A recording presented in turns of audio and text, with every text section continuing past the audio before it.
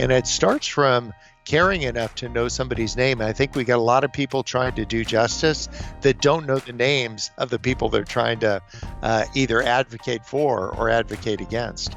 And I think that's one thing that we can bring. If faith is a big deal for you and you're listening, do this because this is what Jesus talks about. If faith isn't a big deal for you, if you're none of the above, do the same thing. Just take a genuine interest in people for no other reason. There's nothing on the other side of the equal sign, no agenda, because when love has an agenda, it ain't love anymore. It's just another program, and we don't need more programs. Overnight, 1.5 million people have fled essentially into the region that we'd moved to.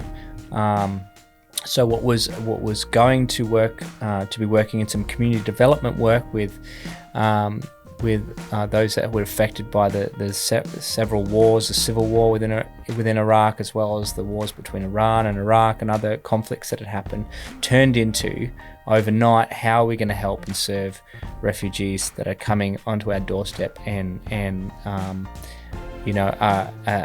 are currently going through genocide and other immense sufferings. And so, this is a really incredible time. The world is in a real moment. And I think, what happened to George Floyd, when I saw that video, I was shocked and horrified, as I think anyone watching that video is. But it also immediately made me think of the case of David Dungay here in Australia, who also said, "I can't breathe," more than 12 times before he died. And he was an Aboriginal man who was in prison. He was being restrained by 4 prison guards. And there's been no justice for that. Again, out of this podcast is that people will find a safe place, a welcome place to come, to learn, to listen.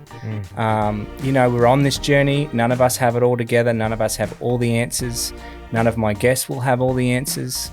And so, there's grace, right? There's grace to learn and to grow in that journey. So that's really one of the things I really want this podcast to be, and most of those exciting things, the first season is really an engagement with a lot of my friends, hence why I had to have you on.